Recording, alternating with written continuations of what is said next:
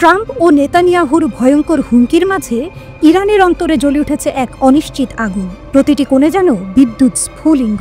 Iran ঘোষণা করেছে, আমরা থামব না, আমাদের পরমাণু কর্মসূচি অবিরাম চলবে। কেবল শক্তি নয়, এই সিদ্ধান্তের পেছনে লুকিয়ে আছে এক অদম্য আত্মবিশ্বাসের গল্প, যা পৃথিবীর সবচেয়ে উষ্ণ ঝড়ের মতো প্রতিধ্বনিত হচ্ছে।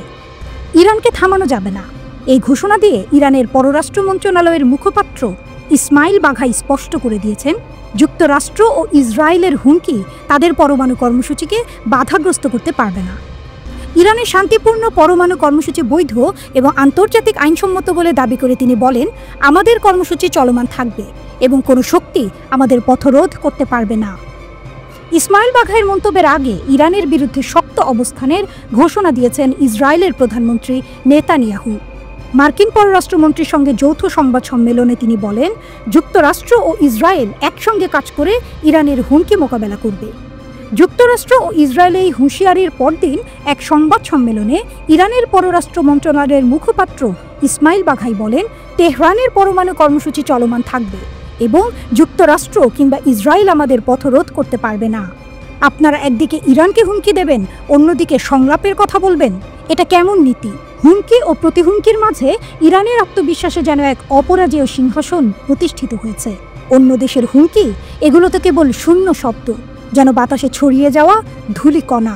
গোপন সংবাদসূত্র ও গোয়েন্দা রিপোর্টে জানা যায়, ইরান ইউরেনিয়াম সমৃদ্ধকরণে নতুন এক অধ্যায় শুরু করেছে। তাদের গবেষণাগারে যেন আগুনের নাচ, প্রতিটি কোণে জ্বলে উঠছে নতুন আশার দ্বীপ, যা কেবল নথিভুক্ত তথ্যই নয়, এটি এক রহস্যময় শক্তির প্রকাশ। ইসরায়েল ও মার্কিন যুক্তরাষ্ট্রের হুমকি যেন ধোঁয়া হয়ে ফুরিয়ে গেছে ইরানের শক্তির কাছে। ইরানের প্রতিটি পদক্ষেপ যেন আগুনের ফোয়ারা, আকাশ ছোঁয়ার স্বপ্ন দেখাচ্ছে তাদের বিজ্ঞান ও প্রযুক্তির জগতে, যেখানে প্রতিটি নান্দনিক অণু যেন এক বিপুল শক্তির পূর্বাভাস বহন করে। ইরানের এই পরমাণু কর্মসূচি শুধু তাদের আত্মসম্মানের প্রতিচ্ছবি নয়, এক নতুন যুগের সূচনা। ইরান বলছে তাদের পরমাণু কর্মসূচি বৈধ ও আন্তর্জাতিক আইনসম্মত, তবে যুক্তরাষ্ট্র ও ইসরায়েল বলছে ইরানের পরমাণু শক্তি অর্জন মধ্যপ্রাচ্যের নিরাপত্তার জন্য হুমকি। গাজা যুদ্ধের পর ইরান ইসরায়েল উত্তেজনা চরমে পৌঁছেছে। গত বছর প্রথমবারের মতো একটি দেশ অপর দেশের ভূখণ্ড লক্ষ্য করে সরাসরি হামলা চালায়।